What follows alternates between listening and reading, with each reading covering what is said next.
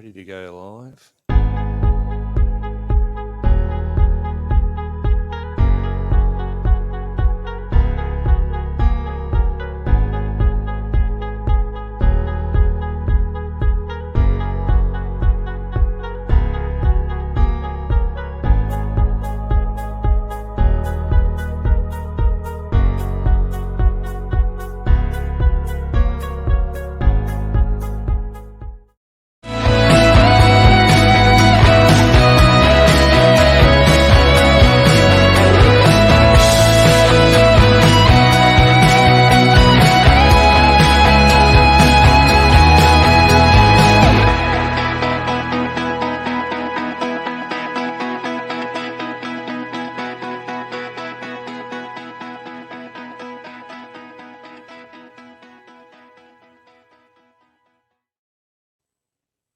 And we're live. Just Hello, like guys. that. Yeah, just like that. How you going, Carl? I'm good. How are you, mate? Yeah, not too bad, not too bad. Enjoy your Sunday. Yes, not bad day at all. Thank you very much. How was Excellent, yours? excellent. Yeah, pretty good. Just trying to get all these questions ready for these guys tonight. So we're going to give them a grilling. No, actually, we're going to take it pretty easy on them, actually. So it shouldn't be too hard for anybody. But welcome aboard. Welcome along. Thank you, everyone, for joining us.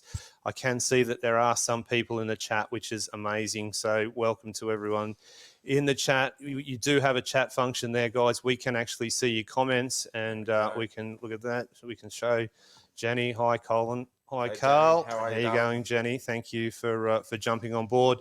Anyway, enough of our ugly mugs, guys. We've got the winners of the Vic150 and the Australian Open, Lisa Gaylor, Beck Martin and David Porto joining us tonight. And to save you looking at us any longer, we're going to bring them on. So welcome, Beck. Welcome, David. And welcome, Lisa. Evening, guys. How are you? How we doing? Well, hello. Nice casual Sunday. Yeah. Yeah, all good. Yeah. Don't all talk at once. Righto, as you're so talkative, David, we're going to start with you first. Congratulations on what was an amazing victory. You dominated the Australian Open, obviously, and now a three-time winner of the event. So 2006, 2013, and now 2021. I still believe that it was that whole 7-year thing in between at 6, 13. It should have been 20. So I reckon it was last year.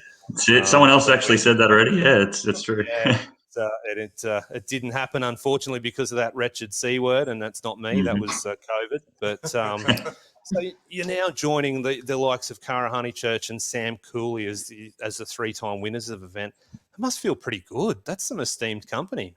Yeah, I don't think I belong there. It just hasn't really sunk in. like with those two people, a legend of our sport, and and someone like Sam who's going to be a legend or already is one. It's it's just incredible to actually put my name anywhere near those people.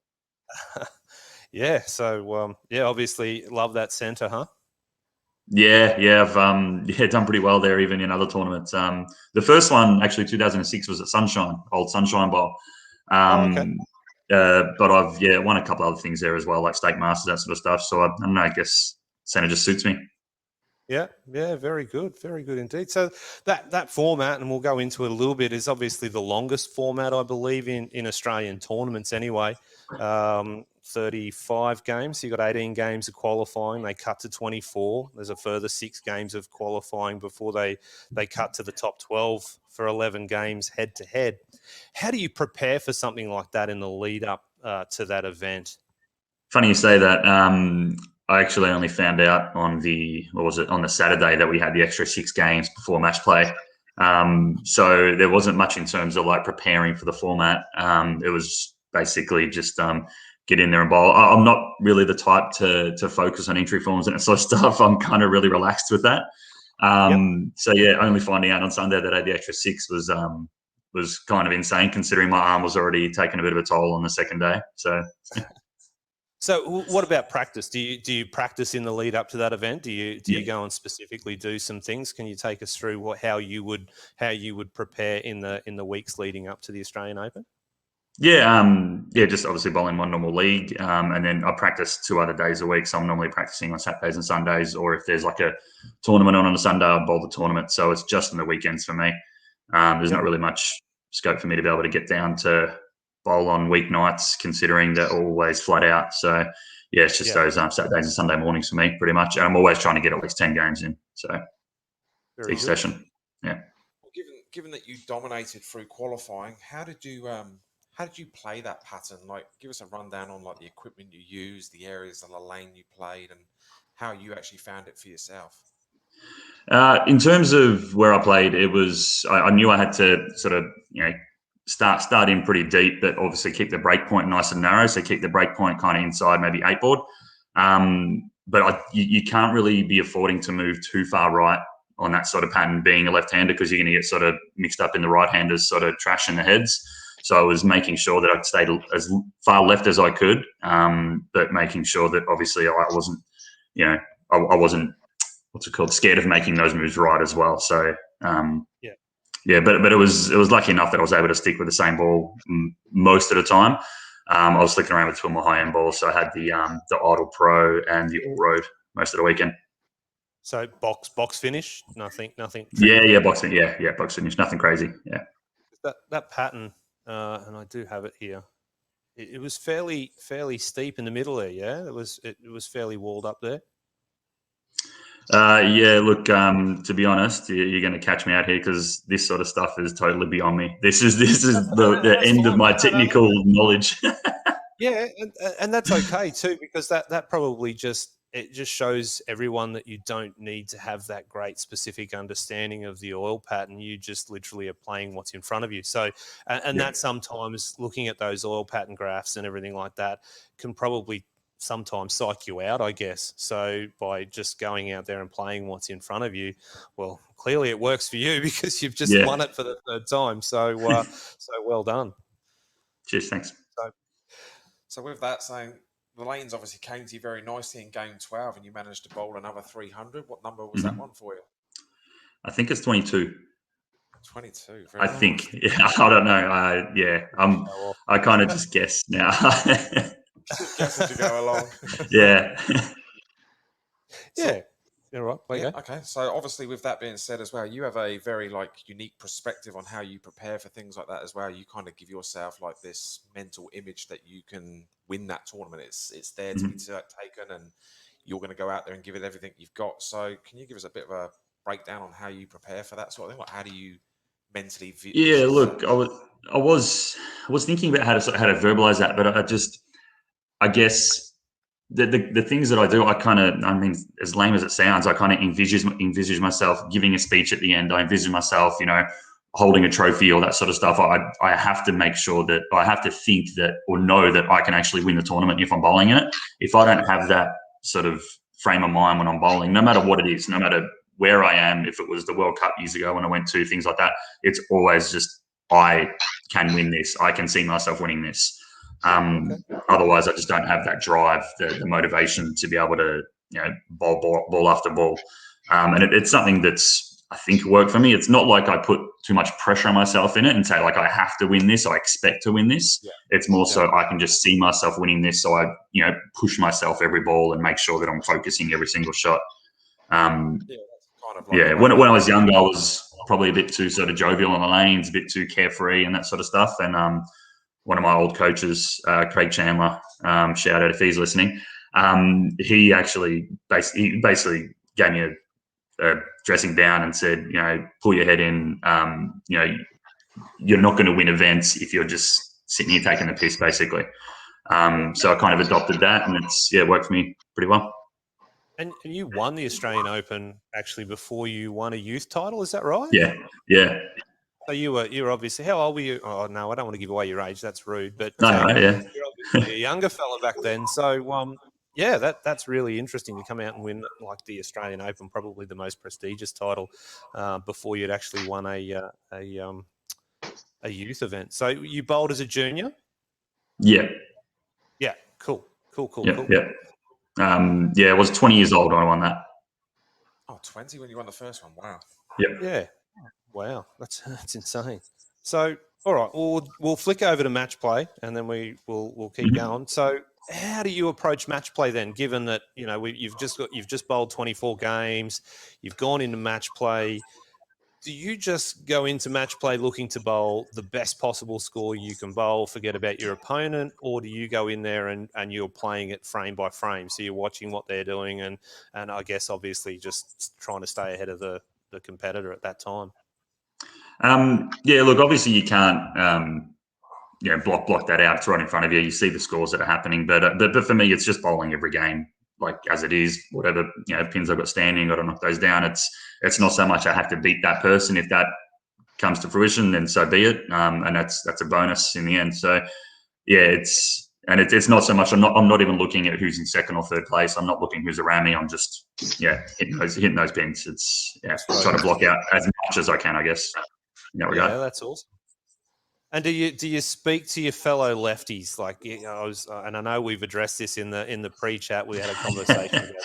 So I'm looking forward to this response. But I mean, given that there's less of you, do you ever go and speak to your fellow lefties and talk about how you break a pattern down? Yeah, no chance. No. It's I'm not giving someone like Jared any extra fuel to try and jump over the top of me. That's for sure. No, that is a fair call. That's a fair call indeed. Yeah. So yeah. So obviously, with that being said, we've read that you had some struggles trying to straighten your arm after the event. Obviously, 35 games is a lot of games to bowl, and there's a lot of pressure on those 35 games when you're doing it, especially when you're swinging 15. Is it 15 or 16 you're using? 15 for me, yeah. 15. So even that 35 games in a weekend is a lot of games to be bowling. So yeah, we read it. You're struggling to straighten the arm. How's the arm now? And how's that traveling along? Sorry, I've just seen John McCall's little comment there. We'll address that later. We'll go back to how's the arm? Yeah, the arm. So I think the reason it actually happened, like I don't normally get any aches, pains, and that sort of stuff when I'm bowling, but the reason for the arm, I think it was, and this was a common theme throughout the people that were bowling, it was that you really had to sort of manufacture something in the bottom of your swing and get on the ball to actually carry those, the corner pins out. It was insane. It was, really heavily focused on carry at that center and really sort of getting a hold of the ball at the bottom of the swing was super necessary. And I think that's what caused like the issues with the inner elbow. Yep. So sorry, I can't remember how you actually framed that question, to be honest, but No, we were just asking how your arm is, but obviously you've just given us some insight as to how that happens. Now, obviously, being chronically challenged myself, I'm going to support you here, David. But John's obviously asked a question here about what's your hair treatment schedule? Yeah, it's a self job. It's just the clippers on the head every 2 weeks. Otherwise, it gets a bit out of hand, looks a bit weird. And I do this the same time as I do everything else, and that's it. Well, we're on the same schedule. Then that's good to know. I'm on the right routine. So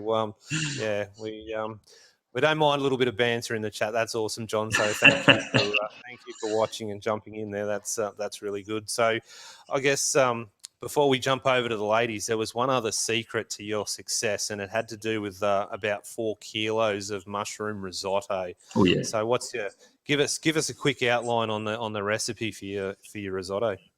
Vegeta stock is a must. You've got to chuck Vegeta stock in there. That's what it's all about. I reckon that must be the secret ingredient. I've never tried it without it. But it's just the love that you're putting into the food. I mean, when you're sitting there, stirring the risotto for 40 minutes, it's love. It's just that's what, and I think that's what every nonna will attest to as well when they're cooking their meals as well. It's not the same if you don't put the love into it. Righto. Okay, so we're going to get a copy of the recipe. We want to share it on the Facebook page later on. Of course, I just don't know if we get the love into it, but we'll work that out. For the 40 minutes might be a bit difficult too. Yeah, we actually live cooking show. Live cooking. We can definitely bring something like that. David Porto's mushroom risotto live on. Yeah, live on Facebook. Let us know in the comments if that's something you want to see, David. And John's made another comment here, so you find macro or micronutrients are more important in your diet to remain an elite. Righto. Yeah, that's it. Yeah, good skip that one. you, John. Yeah, thanks, John. We're gonna move on from that one. Thank you for that. We'll put you in the background there, so John doesn't harass you too much for a little while, and we'll bring the lovely ladies on. So, ladies, firstly, just congratulations on both of your victories. It's definitely what I believe to be the best tournament format in the country, or in tournaments in general, in that Vic 150 format. Beck, can you just take us through the format itself? Just give us an outline of how that format plays out over the weekend. Yeah, sure.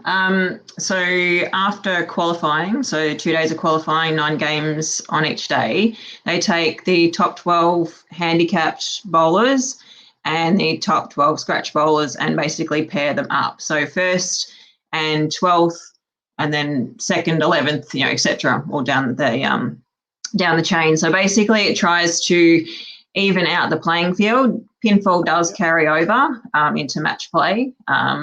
And there's quite a few, bonus pins to score out there, especially bowling 11 games match play. But yeah, it does even up the playing field a bit. Some like it, some don't.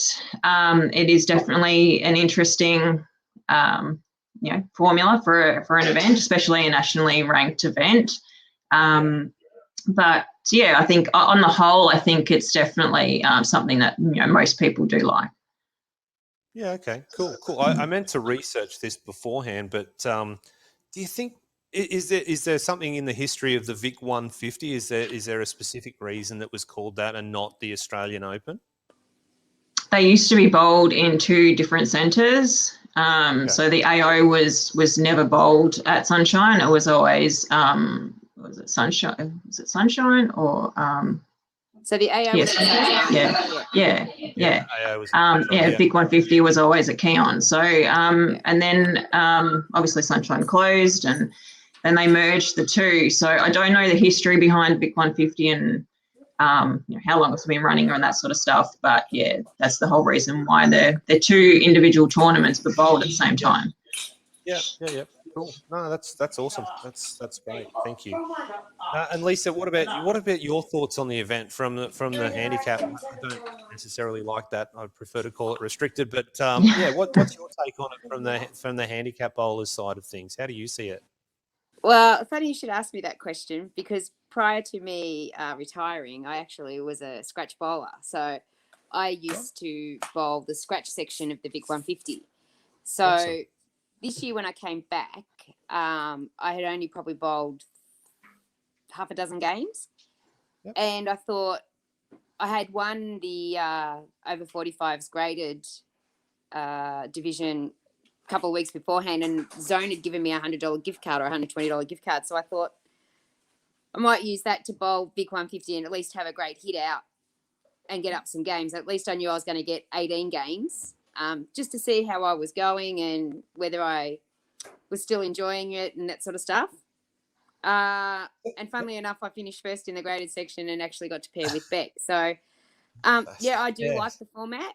I think it's really good for the graded bowlers, because it does give them a chance to pair up with a scratch bowler and learn a few things and get a feel of what it's like to bowl in a match play format. So yeah, I do like the format, and I've always liked the format. Yeah, and you just touched on it. You've only just come back to bowling from what I have read online, obviously. How long have you been back for? I've been back probably maybe 10 weeks at the most. Wow. So how long were you actually away from the sport then, Lisa? I was away from the sport just under 13 years. Wow. So you came back and you've been So back I stopped bowling to start my family. Yep. Excellent. And my son is 10 now, and he doesn't need me 24/7. Mm-hmm. And the fact that I've lost 50 kilos was another reason that I decided that maybe making a comeback to bowling is a good thing. I've always, as Beck would know, and probably Jenny Notman would know, I've always bantered that I will come back eventually at some stage. And then when I when I clicked over 40 kilos in January that I had lost, I rang Adam or sent him a message and said, I'm thinking about coming back to bowling. Can I catch up with you about some equipment?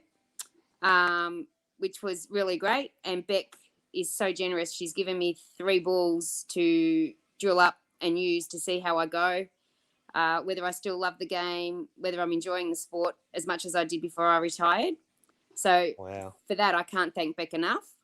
It's what the sport's about, isn't it? That's the thing about bowling, and you don't get it necessarily in other sports. So stories like that are amazing. And sorry to interrupt, but congratulations on your health journey. I know that's a remarkable achievement. So yeah, congratulations. That's really awesome.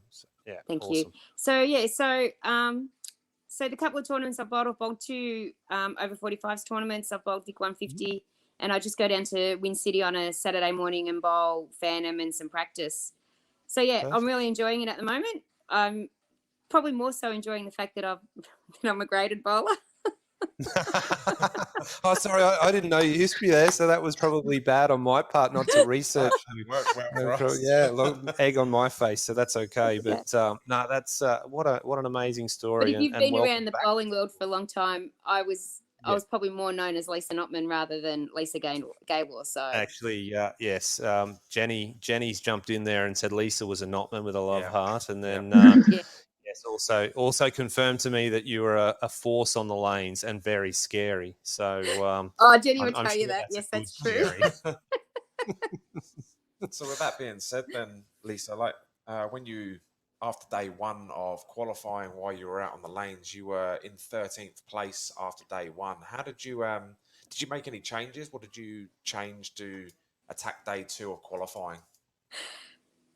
No, I actually came home to my husband and I said, all I need to do is move 1 spot and I'll get to pair with Beck Whiting. Now that's all I said.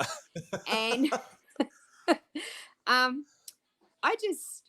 I think the second day were a little bit dry for me. I found the first day a little bit wet, and I've always, even before I retired, always struggled when the conditions were wet because I had pretty fast ball speed. But the second day I seem to have gone out a little bit wider and the ball rolled up quite nicely, and hence the fact I ended up finishing first by 2 pins and I got the other Beck. So I got a Beck at least. There was 3 of them there that I know. No, it was 4 of them there. So there are Becks everywhere. We've spoken about that in other shows. There's so many Becks in bowling, which is really cool. So you ended day 2 in first. How did that feel? Well, I was really, really happy, but I was shocked at the same time because I didn't actually think I had bowled that well on the Saturday to get into first. Yeah. Wow. But 47 handicap really helps. You still have to bowl the games though, right? The handicap doesn't help you if you're under average, does it? So you've still got to bowl. So congratulations there, Beck. We'll switch over to you quickly. It's you. Actually. Oh, okay, it is. So with that, Beck, how did you prepare for this event? Like practice-wise, your mental game, your physical game. How did you prepare? Look, the whole COVID thing, I guess, messed with most of Victoria, worse than any other state. And we all tried to do things off the lanes and tried to do, I did drills in the kitchen, and in our garage we set up, ramps and things like that just to try and, keep some sort of activity. Definitely not as much weight as Lisa's lost, but both Adam and I went on our bit of a weight loss journey ourselves, and I lost about 13 kilos myself. So thank you. So fitness wise, I took that to a bit of a next level for me. I didn't want to get back on the lanes and feel like I was back 5 years ago.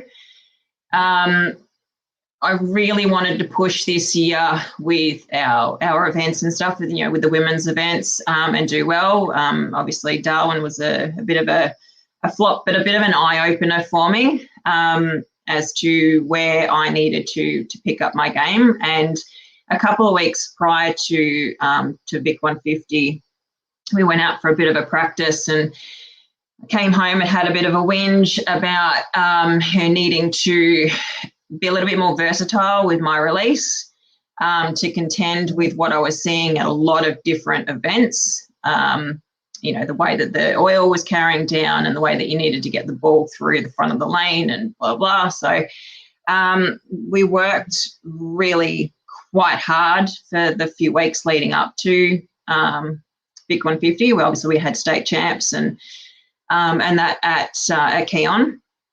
So we had a bit of an idea of how lanes were going to supposedly break down. So, practice was definitely up there. Mentally, I've done a lot of, goal setting and goal, sort of orientated, focus, part of Deandra Asbadi's goals lab. Perfect. So, yeah, I guess a lot of improvement off the lanes as well as, trying to keep that, practice level going as well. Yeah, so you both having lost weight, did that affect your fit in any way? Did you have to go back and make some changes to your fit? Yeah. For me, it was more my thumb size. I don't think we made any span changes as such, but yeah, definitely thumb size was the biggest thing. But we did make some changes after COVID anyway when I first came back, because obviously everyone's thumbs changed within the year. But yeah, for me it was more thumb, sort of pitch changes, that sort of stuff. Yeah, okay, cool. We got a question there in the chat. Did you find losing weight is easier for bowling? So you can both answer that one. For me, definitely the recovery time. I noticed I have a few issues with my knees. So the least amount of weight that I can carry on, the better. So for me, the recovery time, especially after bowling, close to 30 games or whatever on a weekend of Vic150, physically I was fine. Tired, mentally tired, but physically I was fine. When you come out of an event like that, I don't know about Lisa, but had I not, to be honest, had I not lost the weight, I wouldn't have been able to come back to bowling because my knees and my hips wouldn't have been able to hold me up. Yeah. So, yes, it's to lose weight for bowling is an added bonus, and the fact that my knees don't ache and my hips don't ache after I've bowled 30 games. Yes, I was tired and I hit a brick wall, but my knees and my hips were fine. So awesome. Fantastic. I think the less weight you can carry, the better off you'll be. There you go. Thanks, Bethany, for asking that question. I hope the ladies have been able to lend some insight there, and it was good to see you out on the lanes at Bethany bowled at the local youth and junior championships down at Mount Warren this weekend. So thanks for tuning in there, Bethany. So Beck, we'll cut back to qualifying on day one for you.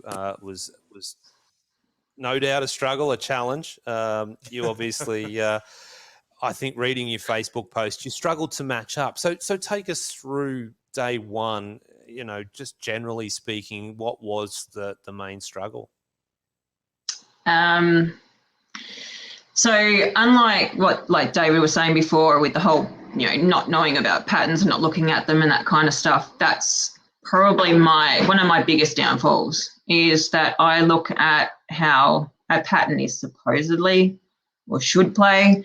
I also took the weeks that we'd bowled state champs on the pattern at the centre into consideration, when I knew that even though those events were bowled with men and women breaking down the lanes, Vic150, you're only bowling with the chicks, so they're going to break down differently. I had the discussion, knowing full well that was how it was going to happen, but up here just didn't sink in. Day one was a complete flop.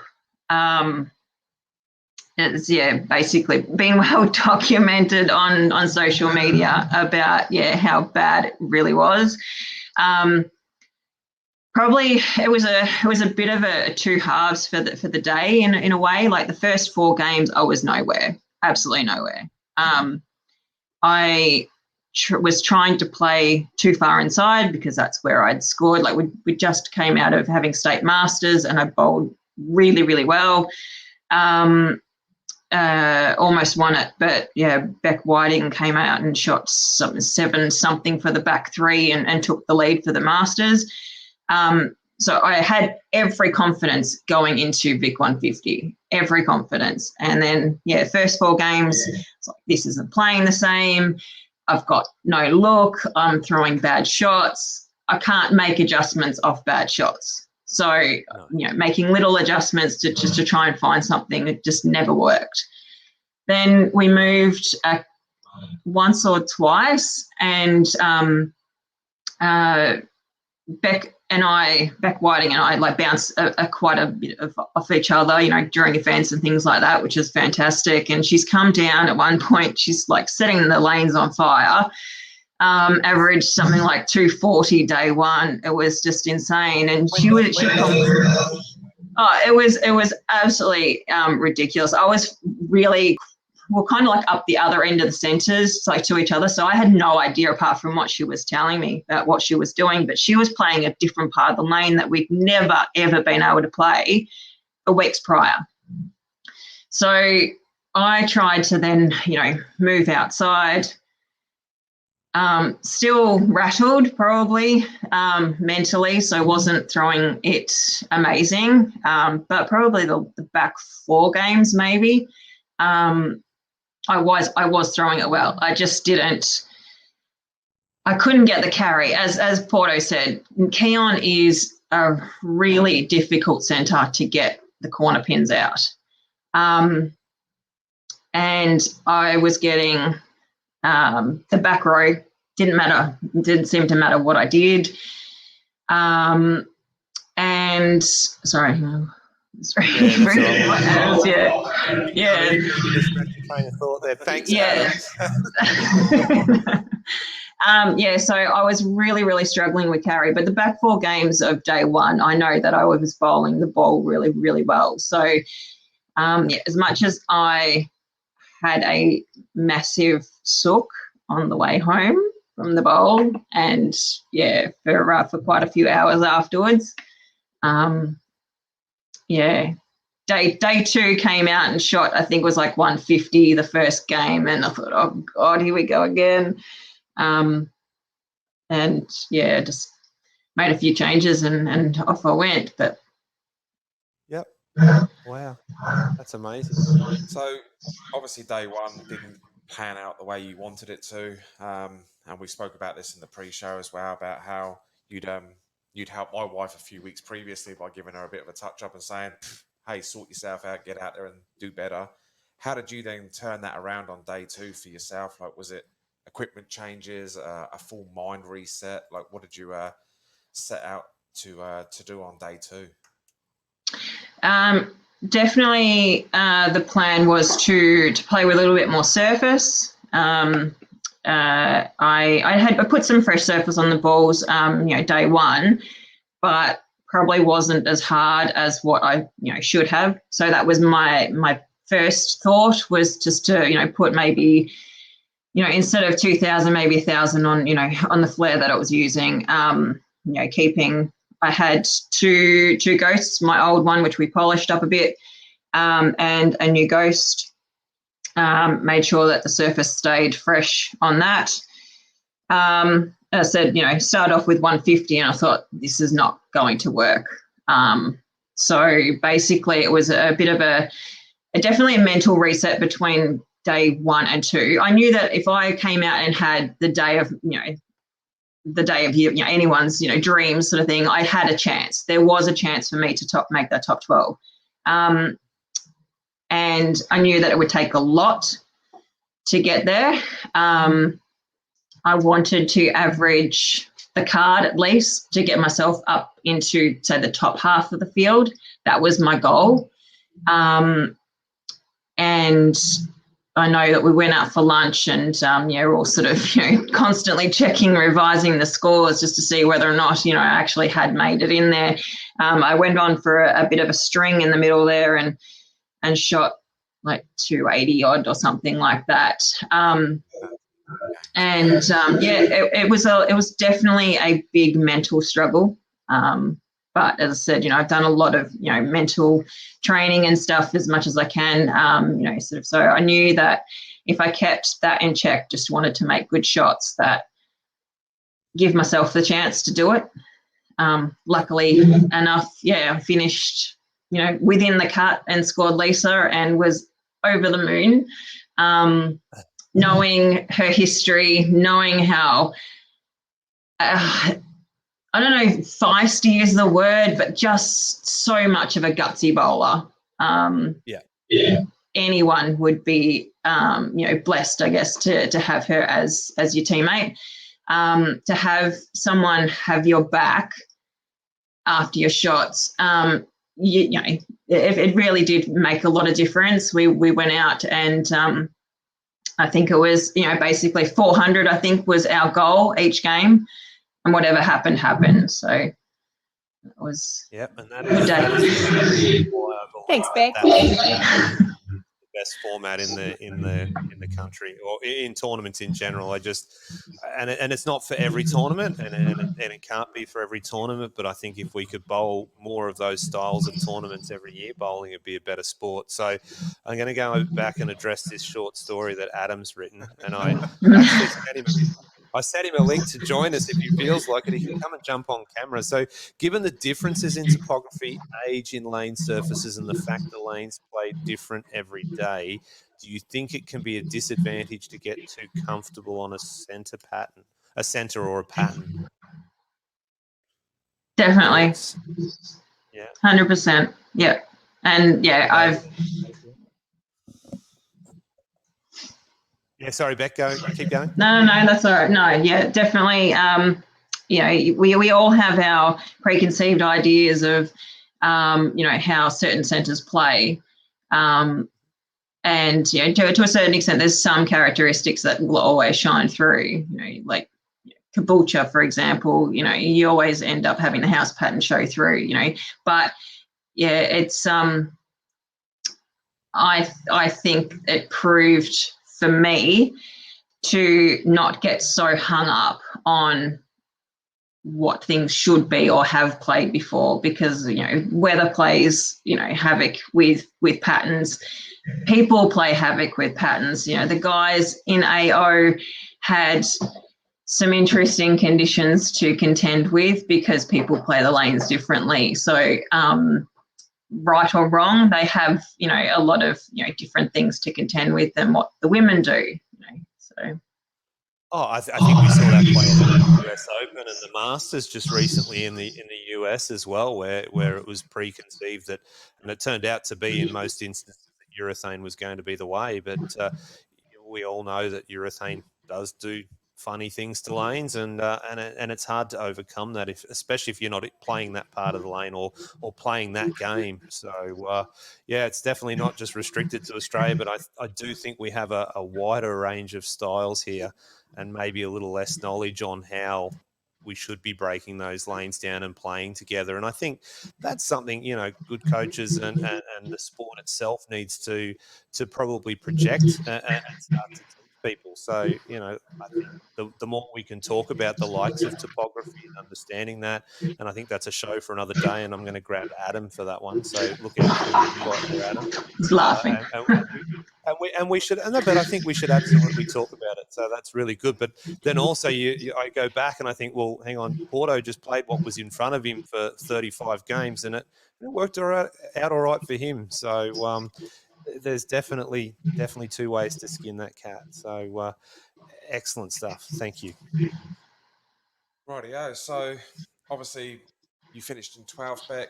Lisa, you came in first in the restricted side of it. So once you both got partnered up, how did you get together? Did you compare anything or talk about how you wanted to approach those finals on the next day? Or did you just go, we're partnered together, that's it, guys, we're going to go out, hit that 400 target and see what happens? I think we both sent each other a beauty message on Messenger.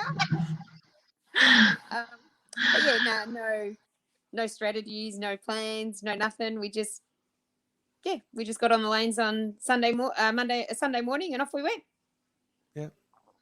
Yeah, the only thing that we had, after I think the first game we came out, we shot 4 something. I think after that, the only thing we really sort of spoke about, as in like any kind of gameplay, was just to shoot around the 400, and let things, play out from there. But there was no other game plan or anything like that. It was just we had each other's backs, and that was it. And we didn't look at scores. We didn't look at where we were standing on the standings. We didn't do anything. We had a little group of support behind us, and they were doing all that for us. Until the last game, and I heard Caitlin and her partner were getting very loud, and we're in the last game, and we were about frame 3, and I hadn't looked at the scores or anything like that, but I knew that we were in contention. I knew that we'd bowled well enough to have ourselves, up the top somewhere. So I remember turning around and speaking to Jenny and asking, where are we? So we were actually playing Beck Whiting and her partner, who were sitting second. I think we're like 30 something pins in front. And I said, who's third? And then got told that it was Caitlin and her partner. And I could hear the crowd behind Caitlin getting louder and louder. And I heard Caitlin getting more fired up. So my thoughts sort of shifted quickly to, okay, how can we stay in front of who we're playing? How can we keep our momentum going? Because we were both obviously very tired by that stage. And how do we stay in front? Because Caitlin's got the reputation of loving the fight. She's just got that ability to come from behind and not be rattled and get more energized and pushed by the fact that she's got a string happening here, and her partner started to fire as well. So it was really quite intense, and I think a lot of past experiences for me came out at that point. Just to be able to get up there in periods of pressure like that, because I knew that we were going to be run down. So that was a big thing, to be able to get up there and just throw one shot at a time. All right, so I'm gonna go off the cuff a little bit here. I want to hear about, and David, I'll start with you, how each of you deal with pressure, like pre-shot routine. Is it breathing? What is it? How do you deal with pressure in the So with me, people might know that I take a hell of a long time to bowl my games. I'm always finishing last, and that's probably because of like the little sort of routine, I don't know, you might call them little ticks and that sort of stuff that I go through in my game. I probably shouldn't be giving too much away, but I've got to fold my towel in the right place. I've got to, wipe my ball 8 times. It's all about just getting in that routine and just, constantly doing that same thing over and over again. And that sort of just relaxes me before every shot. I made a distinct effort not to check any scores this weekend as well. So I wasn't sort of, doing the maths in my head, but that just came out naturally anyway. I kind of knew exactly where I was in terms of like the rest of the field anyway, just by, getting a feel of what people were bowling in what games. I just, naturally just knew like, okay, I'm 120 in front, I'm 130 in front. So, but not looking at the scores, I think it maybe not put those actual numbers on it and be sure about it. So I think that might have been something that helped on the weekend as well. But that pre-shot routine is something that is, just carried through forever for me. I think it's something I've preached for a long time. I think everybody has those little ticks. They have that pre-shot routine, and I think it works both for the males and the females. They get up there, they go through that little routine in their head. You fold your towel. Some people, they flick the heel on their shoe, do all those little quirky things that sets their mind right before they physically approach that lane and set themselves. And just it just gives them that focus that they're looking for before they get on the lane. So Yeah, it's something I preach to the kids that I coach as well, 100%. Yeah. Well, I think you look at Rafael Nadal and Steve Yeah. Smith are probably two with the most noticeable, let's call them ticks or habits, but they do the same thing every time. So it's the method of champions. What are we calling you, Rafa, or are we calling you Smudge? We'll go with Rafa. He's a lefty, I think, isn't he? Rafa? So we'll. Yeah, that's true. Very, very true indeed. So, all right, thank you, David. Lisa, how are you dealing with pressure in these moments? I mean, game whatever it was, 27, 30. You're close. How are you dealing with that? Look, to be honest, I didn't know where we were. All I knew is that we had bowled well together. And yes, at about game 9, I think I hit this brick wall, and lucky I had Beck to limp me over the line, if I can say that, because I was just so tired. I don't think I threw the same ball twice, and that's because I haven't bowled for so long. But yeah, and even before I retired, I never took pressure or anything. I just got up there and bowled. I didn't let it faze me. Because I find that if you put pressure on yourself, you're not gonna do yourself any favors. Perfect.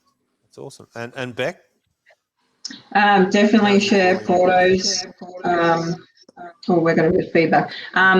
Porto's pre-shot routine, definitely for me, that's a major thing. I do the same thing. And breathe at the same time, all that kind of stuff. Basically, I think I have little trigger words, whatever seems to be working on the day. So whether or not I needed to slow my feet down, or whether or not it was controlling my swing, or it's just something, it'd be like one little word in my head. And I know that, when I'm switched on, pre-shot routine is exactly the same. Breathing is exactly the same, and the trigger word is exactly the same. Learning. It's a state of mind. Do you feel like you get into, it's like a laser-like focus? Is that? I know I've done it once in my, yeah. Yeah, you kind of zone out.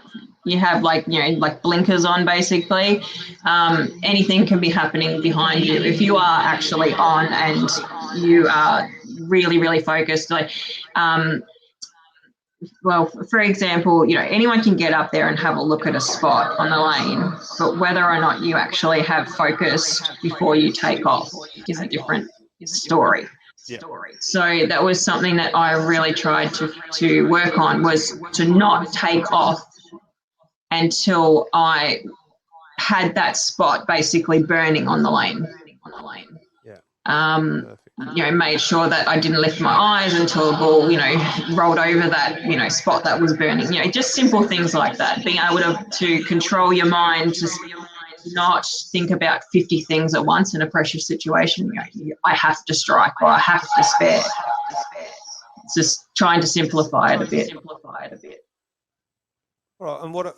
So sorry, I'm just going to divulge again. I'm just going to digress again. Sorry. Nutrition through that period. So I mean, and we'll go back to Porto's mushroom risotto. That obviously is fuel that you were using at night, I'm assuming. But how do you approach such a long format and food and obviously fluid intakes?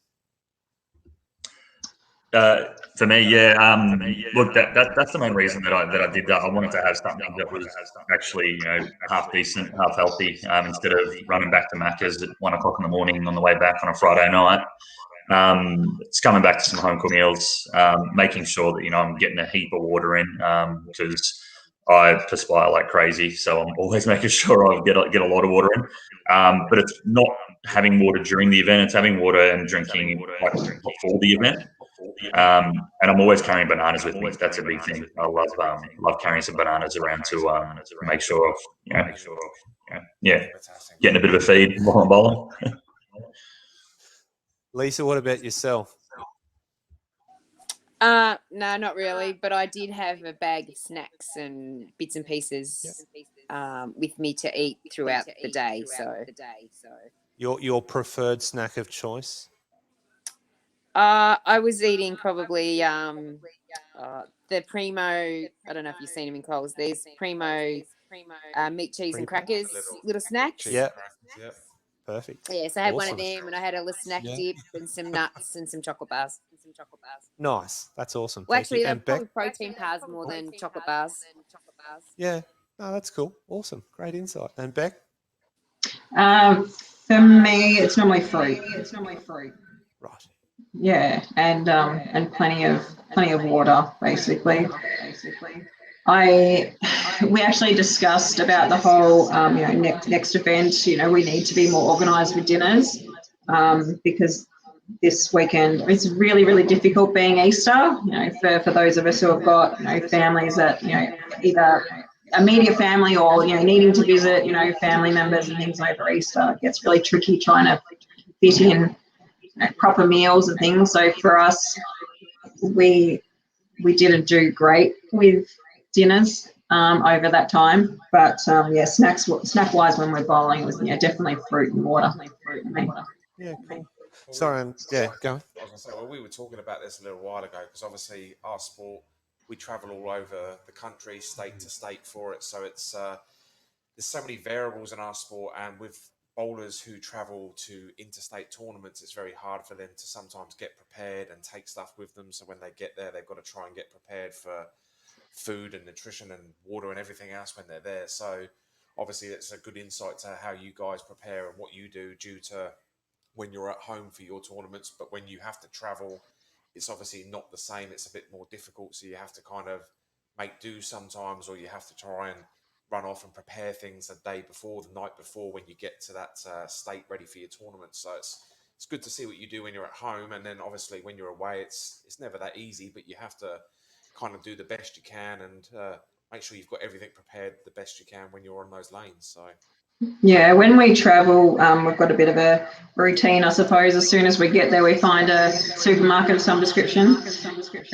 We always grab a slab of water, fruit, yogurt or something like that, that we can eat breakfast. That's quick and easy. We don't have to worry about cooking anything. We even went to, I think it was Darwin. I bought Vita Wheat and things like that to eat while I was bowling, that kind of stuff. But yeah, you make do, and does make it difficult. I suppose more the big meals, the dinners, things while you're away. Yeah. yeah. Especially in motels where the facilities are getting less and less now, and or you're paying a massive premium. Definitely a challenge for sure. So we're probably going to bring all of you back in now and just discuss what your next upcoming tournaments are. Like, what are you getting prepared for? What's the next big thing on the calendar for you right now, and where you're heading to next? Auto? Who first? Me first? Yeah. Yeah, you go first. Yeah, sweet. Well, Melbourne Cup's next up, so another home tournament, which is good. And then I think Nationals come up in there, and I'm super keen on going to Nationals, but I'm not 100%. We've got a bit going on in we're building a house at the moment, and we're planning a wedding for next year, so I'm just going to make sure with costs and that sort of stuff that it all works out. So, and I'll have to take a few days off from work, which is tough as a teacher. It's hard to do that during term. So, see how it goes. Definitely. Fingers crossed. Fingers crossed. Awesome. Yourself, Lisa, your next home tournament. Sorry, I couldn't hear that. Oh, so I said, and up to Lisa next. All of them. Just wondering what your Sorry, I couldn't hear you either. Yeah, no, just checking up on where you're at with your tournament. Sorry, Lisa. Yep. Are you right? Can anyone hear? Oh, we've got a bit of lag going on there, I think, with Lisa. All right, we might pass over to Beck. Can you hear us at the moment, Beck? Yeah, I can hear you. For me, it's Queensland Ladies, which is middle of May, and then Melbourne Cup, I think it is. So yeah, I always love going up to Caboolture. Nice. Yeah, the Queensland Ladies Classic, that has a lot of rich history then there, and you normally perform very well there. You won that one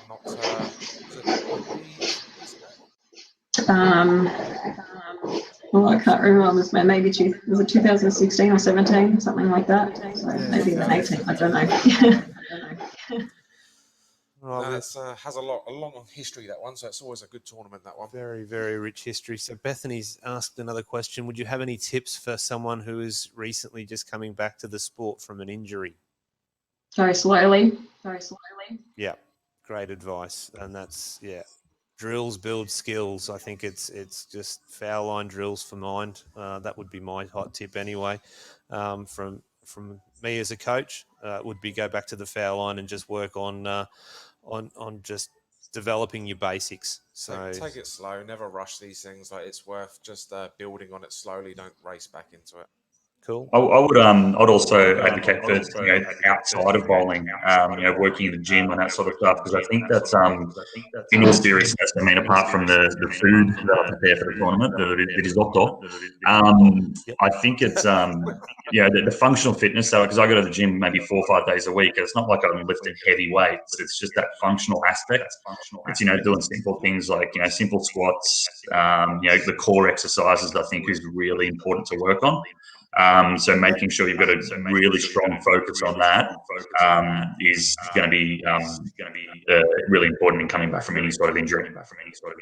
Amazing. Yeah, great advice there. Great advice. There you go, Bethany. Insight from some champions there. So hopefully you're able to take that on a board and apply it to your game. Guys, we are just about to crest an hour. So and that will bring us to the end of the show. I sincerely want to thank you guys for coming on and joining us and just espousing us with your knowledge. It's been really, really good to hear insights from you guys, and we look forward on a Sunday night with a couple of people like us. A couple of mugs. So at the end of the show, we just love to give you guys the opportunity to shout out, give a thanks to your sponsors, family, anyone that you'd like to. So let's start in another order. We'll go Lisa first. Is there anyone you'd like to thank? I think I've already thanked Beck and Adam tonight. If it wasn't for Beck and Adam, I probably wouldn't have 3 balls to bowl with, and I probably would just have one. So I can't thank them enough, and my family. My husband's been really supportive of me coming back. So that's yeah. I can't thank him enough. And Beck? I can't thank him enough. Oh, cute puppy. Sorry, distracted. It's the puppy dogs. Look, everyone knows, most of my thanks goes to Adam for,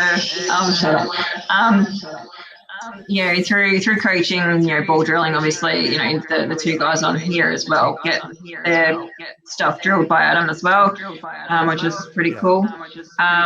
Huge thanks to Ken McLaughlin and Motive. I'm ultra privileged with what I get and support from them, which is fantastic. And Parallel EFX and Vice. Awesome. Very nice. And yourself, David? Yeah, that bloke who owns New Era Pro Shop isn't too bad either. Thanks to him. He fixed me up with the boil earlier that week, which was really good. My fiance, who's standing right next to me and waiting for me to thank her. She's been really good. She's done me a lot of support. I took a little time off a couple of years ago, and she's encouraged me to sort of pursue it and come back. So that's always been good. And actually, you guys as well for this is awesome to actually have a medium where we're sending these messages out to bowlers Australia wide. This is hopefully this takes off. This is really good to see. So thank you. Thank you. No, thank you. It's thank you very much. We're nothing without you guys. We need people out there winning tournaments, and we're happy to do this. It's awesome. The sport needs it. Hopefully, more people will get involved and come up with their own versions of these sorts of things. I don't want this necessarily exclusively. The more we can cover the sport, the more coverage we can give to the sport, the better the sport's going to be. So. Thank you very much, guys. Again, really, thank you, Carl. Thank you. Appreciate it, mate. It's a pleasure as always. We will have this up on, obviously it will be on Facebook historically for as long as House Hack and or Bowlcast exist, and share it around, guys. It's there. We will put it up on YouTube as a show, and we'll also have that up on the podcast platforms. A big thank you to these legends for giving up their time on a Sunday night. That's it from us. Thank you very much. Really appreciate it, guys. Have a great evening. To speak to you again soon, and when you're winning the next tournaments, and we bring you back in for the next chat again. So, no, thank you very much for giving up your time on a Sunday night, guys. Thank you. You're welcome. Thanks a lot. Thank you. See you later. Good night. See ya. Later. Bye.